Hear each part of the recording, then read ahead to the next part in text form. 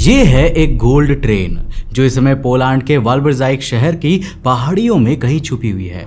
इस ट्रेन में है अरबों डॉलर्स का सोना, बेशकीमती पेंटिंग्स और हजारों साल पुराने एंशिएंट आर्टिफैक्ट्स जो सब मिलाकर इस ट्रेन को दुनिया की सबसे बेशकीमती ट्रेन बनाते हैं। इन रेडार के इमेजेस के जरिए साल 2015 में इसके जमीन के नीचे होने के प्रूफ्स मिले थे, लेकिन फिर भी इस ट्रेन को जमीन से बाहर निकालने में पोलैंड की सरकार डरती है। पर आखिर क्यों?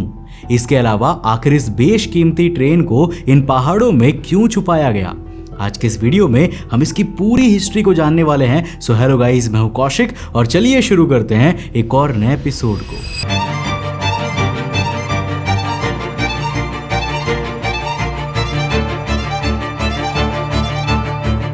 साल 2015 पोलैंड का एक शांत सा शहर वाल्बरजाइक, चारों तरफ घना जंगल और उसके बीच एक पुराना जंग लगा हुआ रेलवे ट्रैक जो सालों से किसी ने छुआ तक नहीं था। अब इसी वीरान पट्टियों के पास दो ट्रेजर हंटर्स पियोत्रे कोपर और एंड्रियस रेक्टर एक ऐसी घोषणा करते हैं जो पूरे यूरोप में सुनामी की तरफ फैल जाती है। उनका कहना था कि उन्होंने नाजी गोल्ड ट्रेन ढूंढ ली है। उनका क्लेम सीधा था ग्राउंड पेनिट्रेटिंग रेडार यानी जीपीआर से उन्होंने ऐसी इमेजेस देखी थी जो जमीन के नीचे लगभग 100 मीटर लंबी एक धातु से बनी संरचना को दिखाती थी, बिल्कुल उसी जगह जहां दशकों से अफवाह थी कि वर्ल्ड वॉर 2 के आखिरी दिनों में एक रहस्यमयी सोने से भरी ट्रेन पहाड़ के नीचे छुपाई गई थी। अब देखो, ये अफवाहें नहीं थी। लोकल कहानियों में पुरानी पीढ़ियां हमेशा कहा करती थी कि एक ट्रेन जो सोना, हथियार, रेयर आर्टवर्क्स और शायद एम्बर रूम जैसे खोए हुए खजाने से भरी थी, वाल्बरजाइक के जंगलों के नीचे कहीं दफन है। लेकिन पहली बार किसी के पास इसका साइंटिफिक एविडेंस था। पियोत्रे और एंड्रियास ने पॉलिश गवर्नमेंट से एक्सकेवेशन के बदले में फॉर्मल 10% स्टेक की मांग की। सरकार ने उन्हें परमिशन दे दी और नेशनल मीडिया में यह स्टोरी बिजली की तरह फैल गई। सबके दिमाग में एक ही सवाल था, क्या नाजी सोने से भरी ट्रेन मिल गई है? कहा जाता है कि ये ट्रेन साल 1945 में रॉकलो से वाल्बरजाइक की तरफ जा रही थी, लेकिन जैसे ही रेड आर्मी जर्मनी में घुसी, इसे सभी ऑफिशियल रिकॉर्ड से मिटा दिया गया। कुछ लोग कहते हैं कि जर्मन गवर्नमेंट को डर था कि अगर ये ट्रेन सोवियत या अमेरिकन फोर्सेस के हाथ लग गई तो वो इसे कैप्चर कर लेंगे, इसलिए जानबूझकर इसे एक पहाड़ी के गुफाओं में ले जाकर एंट्रेंस सील कर दिया गया था। साल 2015 में जैसे ही ट्रेन के वाल्बरजाइक पहाड़ियों के नीचे होने की खबर फैली, Polish deputy culture minister Piotr Zukowski ने खुद जीपीआर इमेजेस को हाईली कन्विंसिंग बताया। इसके बाद सरकार तुरंत ही हरकत में आई। Polish military, mine clearance experts और जियोलॉजिकल सर्वे टीम्स को जंगल में भेजा गया। मीडिया, वैंस, टूरिस्ट और कॉन्स्पिरेसी थियरिस्ट सब वाल्बरजाइक की तरफ खींचने लगे। अब एक्सकेवेशन से पहले सेफ्टी प्रायोरिटी थी। अगर ये वाकई नाजी ट्रेन थी तो उसमें बूबी ट्रैप्स, अनएक्सप्लोडेड बॉम्ब्स या डेंजरस मिलिट्री इक्विपमेंट हो सकता था। ग्राउंड को मीटर बाय मीटर स्कैन किया गया, रडार स्कैन्स के लेयर्स बनाए गए। महसूस हो रहा था जैसे कोई पुरानी दफन सच्चाई अब सांस लेने को बाहर निकल रही हो। अब नाजी दौर में ऐसे कई सोने और रेयर आर्टिफैक्ट से भरी ट्रेन्स को जर्मन आर्मी ने यूरोप के अलग अलग हिस्सों में छुपाने की कोशिश की थी। राइचस बैंक के ऑफिशियल डॉक्यूमेंट्स कहते हैं कि नाजीज ने लाखों लोगों से जबरदस्ती ज्वेलरी, कैश, रिलीजियस ऑब्जेक्ट्स और रेयर आर्ट छीना था। साल 1945 में हंगेरियन गोल्ड ट्रेन नाम की एक ट्रेन को यूएस आर्मी ने ऑस्ट्रिया में पकड़ा था। इसमें 24 कोचेस भरे हुए थे। Gold coins, paintings, Persian carpets, Torah scrolls और महंगी वॉचेस जो सब बुडापेस्ट के जूविश परिवारों से छीनी गई थी। ये एक डॉक्यूमेंटेड केस था। लेकिन वाल्बरजाइक वाली ट्रेन का कोई ऑफिशियल रिकॉर्ड नहीं था, ना नंबर, ना मैनिफेस्ट, ना ही कोई फाइल थी। ये एक फैंटम ट्रेन थी जो हिस्ट्री की दरारों में खो गई थी और शायद इसीलिए ये और भी मिस्टीरियस बन गई थी। सेकेंड वर्ल्ड वॉर के दौरान हिटलर का प्लान था कि अगर वो जंग जीत गया तो एक ग्रैंड आर्ट गैलरी बनाएगा। इस ड्रीम के लिए उसने अपनी आर्मी को ऑर्डर दिया था कि जिस देश या शहर पर कब्जा करे वहां के सबसे रेयर स्कल्पचर्स और पेंटिंग्स भी साथ लेकर आए। तो साल 1945 में अमेरिकन ट्रूप्स जब बेर्ख्तेस्गाडेन पहुंचे तो उन्हें एक ट्रेन मिली जो पूरी तरह से छीने गए आर्ट और स्कल्पचर्स से भरी हुई थी। लेकिन हिस्ट्री में आज भी कुछ इनवैल्यूएबल पेंटिंग्स और आर्टिफैक्ट्स हैं जो कि मिसिंग हैं। कई रिसर्चर्स का मानना है कि वो सब आइटम्स और यूरोप से चुराए गए अबेंडन डॉलर्स का सोना उसी मिस्टीरियस गोल्ड ट्रेन के साथ कहीं गायब हो गया है। अब इस खजाने का सबसे कीमती हिस्सा था एम्बर रूम। रशिया के कैथरीन पैलेस का ये कमरा पूरे एम्बर, गोल्ड लीफ और मिरर से बना हुआ था। वर्ल्ड वॉर 2 के दौरान जर्मन फोर्सेस ने डिसमेंटल करके इसे वापस जर्मनी भेज दिया था। आखिरी बार इसे रशियन सिटी कोनिग्सबर्ग, आज के कालिनिनग्राड में देखा गया था, जिसके बाद ये एम्बर रूम भी दूसरे आर्टिफैक्ट्स के साथ गायब हो गया था। और ये सब क्लूज मिलकर इस गोल्ड ट्रेन की एग्जिस्टेंस को बिलीवेबल बनाते हैं। लेकिन जो स्ट्रक्चर ट्रेजर हंटर्स प्योत्रे कोपर और आंद्रीस रिक्टर को वॉल्बरजाइक के पहाड़ों के नीचे मिला था, क्या वही नाजी गोल्ड ट्रेन थी? ये सवाल इसीलिए भी इंपॉर्टेंट था क्योंकि इस गोल्ड ट्रेन के अलावा एक और प्राइसलेस मिस्टीरियस ट्रेन की भी बात की गई थी, हिटलर की सीक्रेट पर्सनल आर्मर्ड ट्रेन। इस मूविंग कमांड सेंटर में conference rooms, anti aircraft guns और हाई लेवल मिलिट्री टेक थी जिसे हिटलर खुद यूज करता था। कुछ हिस्टोरियंस का कहना है कि इस ट्रेन को हिटलर के लास्ट ऑर्डर पे डिस्ट्रॉय कर दिया गया था, जबकि दूसरे मानते हैं कि एलाइड अटैक के दौरान ऑस्ट्रिया में ये ट्रेन ब्लास्ट की गई। पर कुछ रिसर्चर्स का मानना है कि इस ट्रेन के कुछ कोचेस एक सीक्रेट लोकेशन में भेज दिए गए थे ताकि उन्हें भी छुपाया जा सके। सबसे हैरानी की बात यह थी कि साल 2015 के रडार स्कैन्स में जो स्ट्रक्चर वॉल्बरजाइक के नीचे दिखा था ना, वो सेकेंड वर्ल्ड वॉर एरा के आर्मर्ड ट्रेन से मिलता जुलता था। Rectangular shape, unusual metal density और स्पेसिफिक वर्ल्ड वॉर 2 डायमेंशंस। इस रडार स्कैन के बाद वॉल्बरजाइक के जंगलों में टूरिस्ट की भीड़ लग गई थी। टीवी स्क्रीन पर वो एक ही इमेज बार बार चल रही थी, एक ट्रेन जैसी फिगर। लोग सांस रोके बैठे थे, क्या इस शहर और पूरे देश की किस्मत अब उस नाजी गोल्ड ट्रेन के मिलने के बाद बदलने वाली है? और फिर एक्सकेवेशन शुरू होती है और जो वहां पर मिलता है उसने सबको हिला कर रख दिया। तो साल 1945 का समय था। जर्मनी का कोलैप्स अब सिर्फ एक काउंटडाउन था। ईस्टर्न फ्रंट पर रेड आर्मी ने अनस्टॉपेबल मोमेंटम के साथ बॉर्डर तोड़ बर्लिन के आउटस्कर्ट्स तक पहुंच चुकी थी। जर्मन सिटीज में पैनिक का माहौल था। रॉकलो जैसी सिटीज से लोग स्टेशन की तरफ भाग रहे थे। लेकिन इस टोटल केओस के बीच एक ट्रेन क्वाइटली रॉकलो से निकलती है।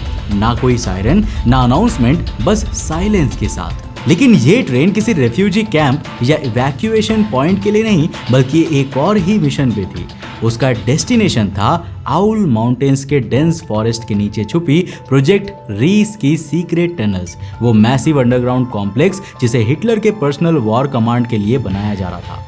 केसियाज कैसल के नीचे बनी ये टनल्स आज भी मिस्ट्री है क्योंकि इनका एग्जैक्ट लेआउट कभी डॉक्यूमेंट नहीं किया गया। अब वॉल्बरजाइक के डेंस जंगलों में एक narrow gauge rail ramp exist करता था जिसे सिर्फ इनसाइडर्स जानते थे। जब ट्रेन फॉगी रात में उस रैंप पे चढ़ाई करती थी तो सब कुछ इतना प्लान लगता था कि लगता ही नहीं कि कोई पैनिक मोड था।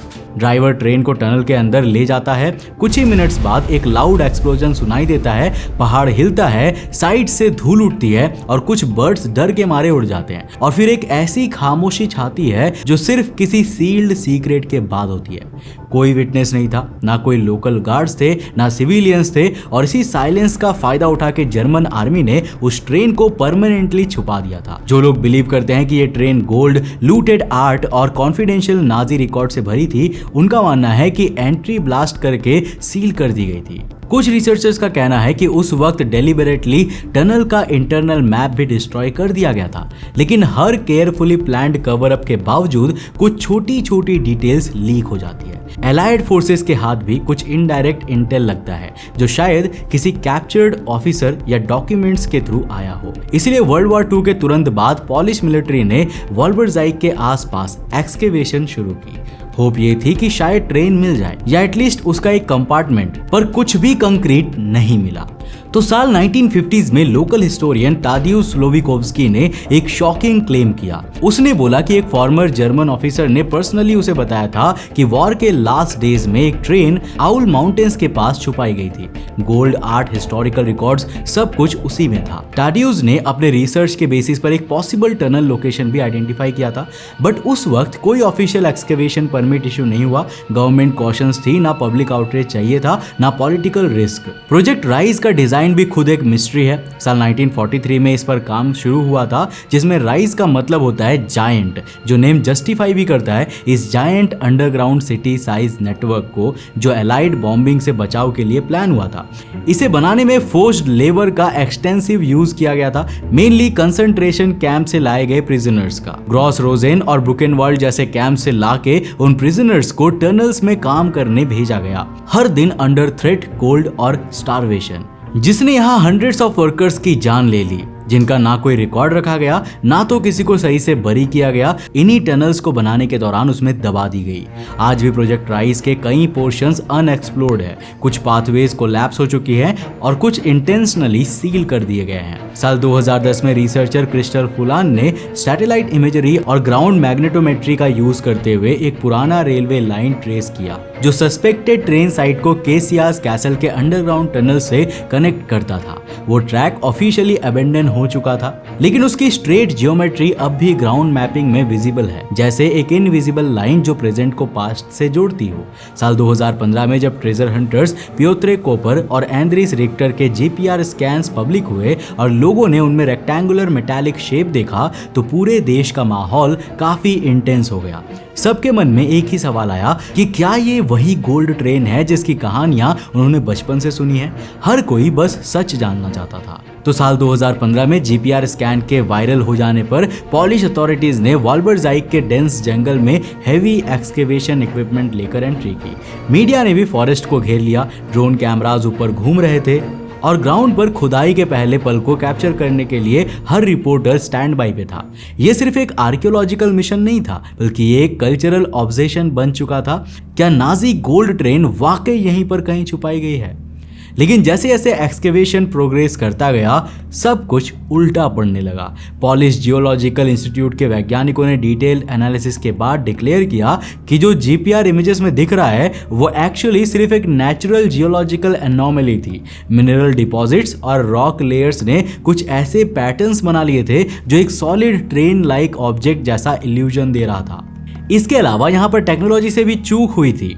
पॉलिश माइनिंग एकेडमी के जियोलॉजिस्ट ने प्रेस कॉन्फ्रेंस में एक्सप्लेन किया कि जीपीआर एक वैल्यूएबल टूल है, लेकिन वो परफेक्ट नहीं है। जब जमीन के नीचे मॉइस्चर कंटेंट ज्यादा हो या मिनरल कंपोजिशन कॉम्प्लेक्स हो तो GPR often false positives create करता है। वॉल्बरजाइक के केस में पियोत्रे कोपर और एंड्रियास रिक्टर जैसे ट्रेजर हंटर्स इस वेरी इल्यूजन का शिकार हो गए थे। जब तक ये क्लैरिटी दुनिया के सामने आई, तब तक स्टोरी वायरल हो चुकी थी। न्यूज एजेंसीज, यूट्यूबर्स, डॉक्यूमेंट्रीज, सब ने इस खोज को एक सिनेमैटिक इवेंट बना दिया था। लेकिन एक्चुअल एक्सकवेशन साइट पे वीक्स ऑफ डिगिंग के बाद भी कोई रेल ट्रैक, कोई भी सील्ड वॉल्ट या गोल्ड ट्रेन जैसा कुछ नहीं मिला। नाउ आयरनिकली वॉल्बरजाइक सिटी ने इस नथिंग फाउंड डिस्कवरी से भी काफी इकोनॉमिक बेनिफिट कमाया। एक रिपोर्ट के मुताबिक इस स्पेक्यूलेशन ने सिटी के इकोनॉमी में रफली $200 मिलियन इनडायरेक्ट रेवेन्यू जनरेट किया थ्रू टूरिज्म, लोकल बिजनेसेस और ग्लोबल अटेंशन। क्योंकि हफ्तों तक चली इस एग्जीक्यूशन के दौरान सिटी के सभी होटल्स फुल थे। गिफ्ट शॉप्स ने गोल्ड थीम्ड मग्स और शर्ट्स बेचनी शुरू कर दी थी और फॉरेस्ट वॉक्स एक गाइडेड गोल्ड ट्रेल टूर में कन्वर्ट हो गया था। पर असली सवाल अब भी जिंदा था। अगर कोई ट्रेन थी ही नहीं तो ये ऑब्सेशन शुरू कैसे हुआ? उसका जवाब छुपा था उन काउंटलेस आई विटनेसेस और लोकल लेजेंड्स में जो डिकेड से क्वाइटली एग्जिस्ट कर रहे थे। कुछ लोग कहते थे कि वर्ल्ड वॉर 2 के लास्ट वीक्स में उन्होंने ट्रक्स का अनयूजुअल मूवमेंट देखा था जो आउल माउंटेन्स की तरफ जा रहे थे। कुछ रिटायर्ड माइनर्स ने क्लेम किया था कि उन्हें सीक्रेट टनल्स की खुदाई की जो पहाड़ों में कहीं छुपी हुई है। लेकिन इसके बावजूद आज तक उस ट्रेन का कोई भी प्रूफ नहीं मिला। वैसे हर कुछ समय में इसके एग्जिस्टेंस को लेकर दावे होते रहे हैं। फॉर एग्जांपल साल 2023 में वॉल्बरजाइक के एक लोकल हेरिटेज एनजीओ ने नया जीपीआर स्कैन्स कंडक्ट किए और क्लेम किया कि केसियस कैसल के सदर्न फ्लैंक के नीचे स्ट्रॉन्ग मैग्नेटिक एनोमलीज डिटेक्ट हुई है। उनका कहना था कि कुछ तो सॉलिड मेटल स्ट्रक्चर वहां छुपा हो सकता है। लेकिन इस बार पॉलिश गवर्नमेंट ने एनवायरमेंटल इंपैक्ट और सिक्योरिटी कंसर्न्स के बेसिस पर पब्लिक एक्सकेवेशन से मना कर दिया। इसके अलावा यहाँ कई प्राइवेट रिसर्च ग्रुप्स ने भी इंडिपेंडेंट सर्वेस किए यूजिंग लाइडार, थर्मल सेंसर्स और एआई बेस्ड इमेजिंग, लेकिन कोई भी कंक्लूसिव रिजल्ट अब तक सामने नहीं आया। कुछ एनोमलीज मिली हैं बट इंटरेस्ट स्लोली फेड हो रहा है। लेकिन कुछ हार्डकोर रिसर्चर्स अभी भी बिलीव करते हैं कि ट्रेन वहाँ है। बस शायद सही जगह या सही तरीके से ढूंढने की देर है। पर अगर वो ट्रेन फ्यूचर में कभी मिलती भी है तो उसकी सबसे बड़ी वैल्यू ना तो उसमें छुपा गोल्ड होगा ना आर्ट वर्क। उसकी असली कीमत होगी उन मेमोरीज की जो उस लूट के साथ छुपी है। वो सब कुछ जो वर्ल्ड वॉर 2 के दौरान इनोसेंट फैमिली से छीन लिया गया था। ये ट्रेन सिर्फ एक मेटालिक बॉक्स नहीं है, ये एक सिंबल है ग्रीड, वॉर और अनकाउंटेबल लॉसेस का। वैसे दोस्तों, आपको क्या लगता है, क्या ये ट्रेन भविष्य में जाके हमें कभी मिलेगा भी? नीचे कमेंट सेक्शन में अपनी राय लिखकर जरूर बताना। वीडियो पसंद आया और कुछ नया सीखने को मिला तो इस वीडियो को लाइक करने के साथ साथ अपने दोस्तों के साथ शेयर करना। अगर आप नए चैनल पे तो चैनल को सब्सक्राइब करने के साथ साथ नोटिफिकेशन बेल ऑन कर देना। और जिस तरह से आप मेरे साथ यूट्यूब पे कनेक्टेड हो ना, आप मुझे इंस्टाग्राम पे भी फॉलो कर सकते हो। ये है मेरा इंस्टाग्राम का user handle, link description box में है, जाके फॉलो कर लेना। अगर आप नए चैनल पे तो चैनल को सब्सक्राइब करने के साथ साथ नोटिफिकेशन बेल ऑन कर देना। और अगर आपको ये वीडियो पसंद आया ना, तो मैं आपको रेकमेंड करूंगा कि आप अगली वीडियो इससे जाकर जरूर देखना, जिसमें हमने बात किया है एक ऐसे मंदिर के बारे में जिसे राक्षसों ने बनाया था। एक ऐसा मंदिर जो किसी की भी सारी ख्वाहिश पूरी कर सकता था, लेकिन उसकी एक कीमत होती थी। वो कीमत चुकाना किसी भी इंसान की सबसे बड़ी गलती थी। अब आखिर ये मंदिर कहाँ की है और क्या है इस कहानी का पूरा सीक्रेट, जानने के लिए इस वीडियो को जाकर देखना बहुत इंटरेस्टिंग है। मैं मिलता हूं आपको नेक्स्ट एपिसोड के साथ, तब तक के लिए बाय, जय हिंद।